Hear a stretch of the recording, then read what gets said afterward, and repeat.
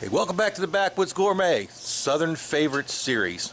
Today, we're going to tell you everything you need to know about okra. Stay tuned.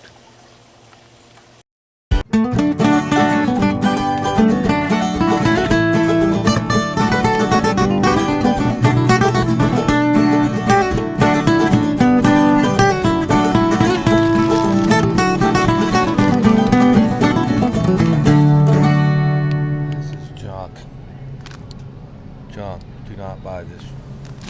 Alright, well, okra is one of them things you either love it or you hate it. When I was a kid, I used to hate it because of the way that my mom always cooked it. But my grandmother, she would make fried okra. Now, if you don't like that, you probably don't like anything we're doing here. So we have some okra here today. I didn't grow any this year. I had so much last year. It's still in the freezer. We've been eating on it. Actually, we had some last night. We're gonna go ahead and make it for you a couple different ways. I'm gonna make it for you the way my mom used to make it, which some people love. My dad loves it to this day. But then we're gonna make it. So we're gonna just do the whole couple of whole boiled pods. We're gonna make fried okra. And then we're going to make okra and tomatoes. Fried okra and okra tomatoes, my favorite level. But some people like it straight up. So I'm going to show you the differences in the kinds of okra you're going to get at the market or the store if you're not growing it. Okay, well here are the fresh pods from the okra. Like I said, we didn't grow any this year. I got these at the market. They're a few days old. They're starting to turn a little brown on the outside. Normally a little nicer than that. We just got them refreshing in some cool water. So that's your fresh pod. They should be picked when they're about this big. Now there's some other varieties I've grown you can let get 12 inches long and they're still nice and tender, but they will get, the big ones will get tough. So you got to pick them when they're small. Okay, here is frozen okra that I froze from my garden. Yeah, you can see it's in a Ziploc bag there. This is great. It doesn't work really good for the fried because it's been blanched already, but it works great for okra, tomatoes, gumbo, anything else you want to put it in. Absolutely fabulous. Or you could just cook this and eat it just like it is. Now what I brought out here from the prepper stores, we've actually dehydrated okra also, and there is sliced dehydrated okra. This was put up last year, September, so about 11 months ago. Still looks perfect. These here are whole pods that we dehydrated, and you can see the date on this. It's 2 years old today. It looks just like it did the day I put it in that vacuum pack. I actually have taken some of these out and rehydrated them and cooked them up, and they're pretty good. So if you have a huge bumper crop of okra like we did the last couple years, and you just can't eat it fast enough, then that's one way you can use it. We're going to leave these in the stores today, and we're going to concentrate on the frozen and the fresh. And remember, we left that pre-prepared fried okra bag at the grocery store. Okay, preparing the okra for frying is very simple. I just line them all up. We'll save some of these little ones for the whole ones. So if you got different sizes, I line all the butt ends up here. We just start from the end and we go about half-inch thick slices all the way down to that butt. And using a cleaver like this helps you to just right into your bowl. So we do them 3/4 at a time. Line the butts up.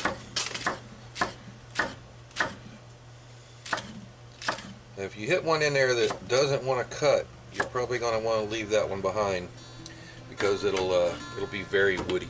So we'll go ahead and finish these up and save these little guys like this. Okay, what you're going to notice when you slice these is they got this this sticky film that will start forming where the cuts are, and that's its natural juices coming out. And what makes it so great for thickening up soups and gumbo and stuff like that. And we're going to use that to help us with the frying. And to even help that more, we're going to go ahead and put some of this. Is our homemade Backwoods Gourmet all-purpose rub. You'll see that on our secret rub recipe video, how to make this. It's basically salt, pepper, and garlic, and a few other magical ingredients. You can find that there on that video. I'll leave a link to it down in the description box. But here you want to put your favorite seasoning on it, and let it sit for a little while. And that salt that's in that is going to help some more of that, that gooey slime that's inside come out. That's so delicious. It's so good for you, and that will help our breading stick to it. So we'll just leave them hang out there for just a little while, and then we'll go ahead and bread them. Meanwhile, let's go ahead and get us a Dutch oven and get it ready to fry.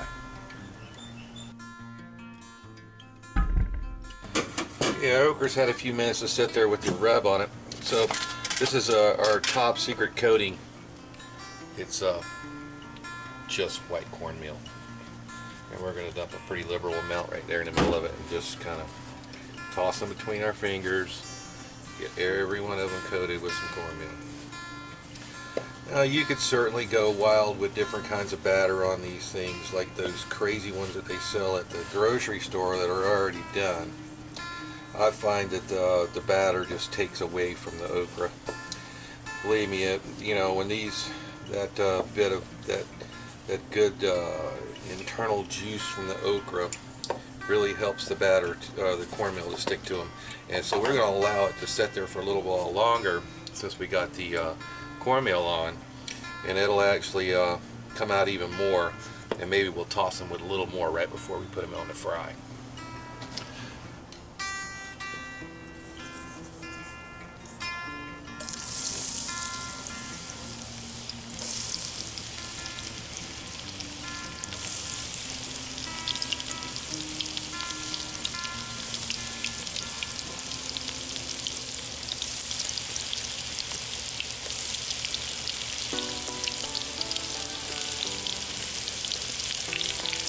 Be careful not to overload your pan.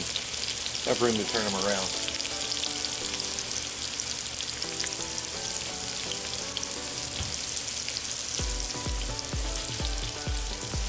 This little tool here works great for doing this thing.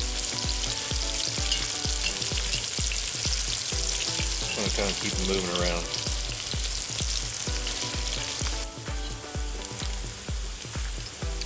Okay, as soon as they're golden brown, I'm just going to go ahead and take them out. We're going to go right to a plate with a paper towel. Let them drain a little bit. And then we'll put in the next batch. You can see some of that breading has come off there, sticking to the that juice in them. So I want to get that too. There you go.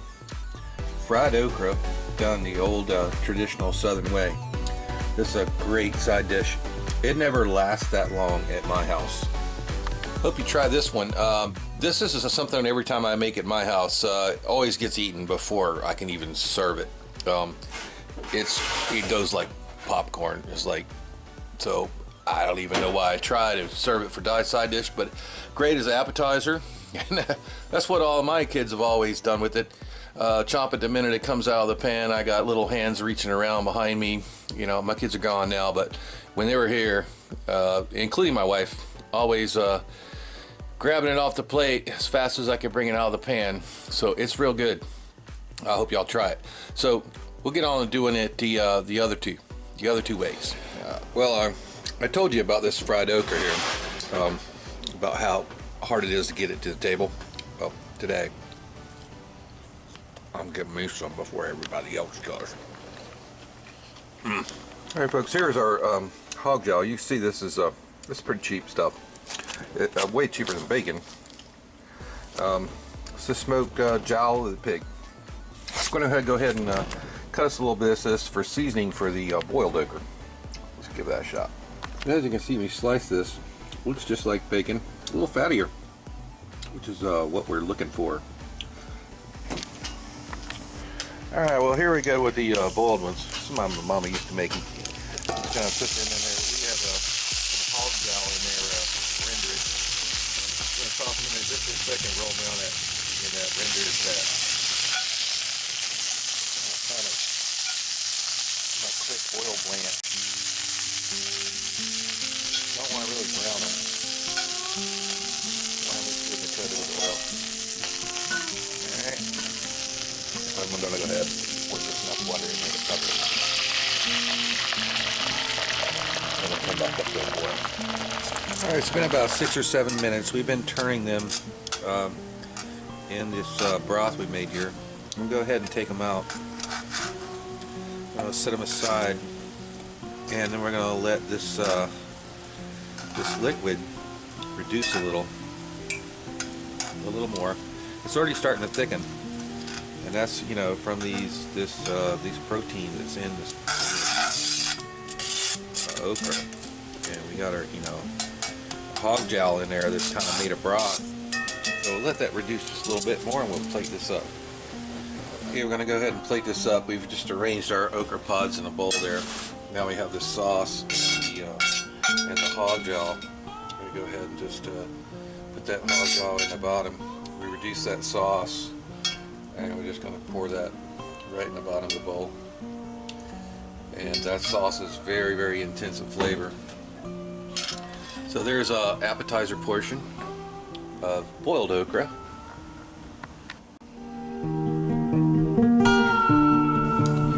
Remember that story I told earlier in this video about how I used to hate my mom's boiled okra?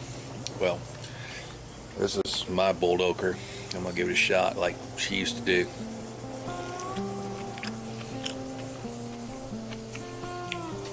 That's good stuff. I don't care who you are. Okay, we're gonna start off our okra and tomatoes with just some cubed up. You can use salt pork, bacon. Here we're using hog jowl. Just to get the bottom of that pot nice and oiled up and give a little flavor. Alright, well that's rendered off now. So now what we're going to do, this is our from our garden, frozen sliced okra. Just unthaw that, let it drain a little bit. So go ahead and turn it around there a little bit.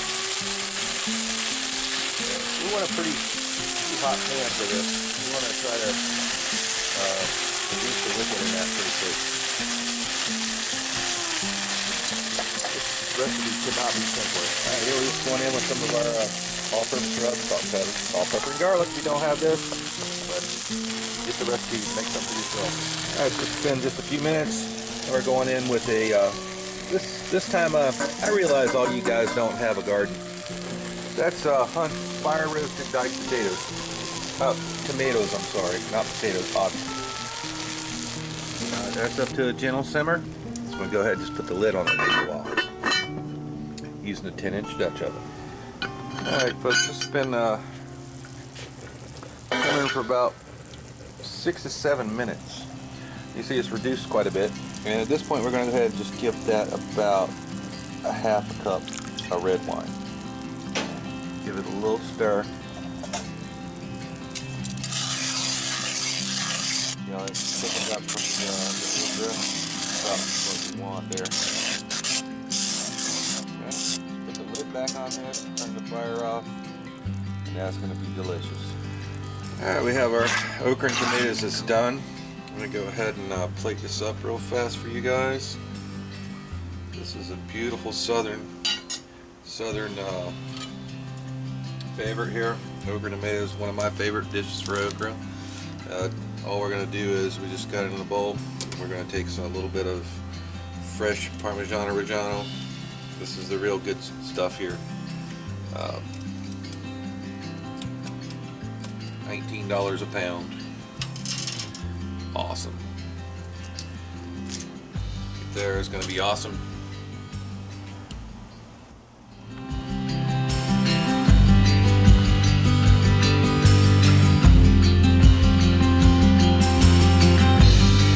I'm wearing our new logo on the shirt here, New Backwoods Gourmet logo t-shirts. We're going to do a giveaway for a couple of these here in the coming videos, so y'all stay tuned for that. If you'd like to purchase one, we just started out with this, so we didn't weren't able to buy a lot of them at one time, so they're a little costly. If you like to purchase one, just you can just reimburse our cost at it, $20. Send me a PM or message on the board there, and discussions tab, and we'll see how we can get one out to you. We do have a PayPal account, so you can settle up there, but that's pretty much what they're costing me. I'm not making a dime on that. If you'd like to get one, we have them in olive drab like the one I'm wearing, and we also have them in khaki.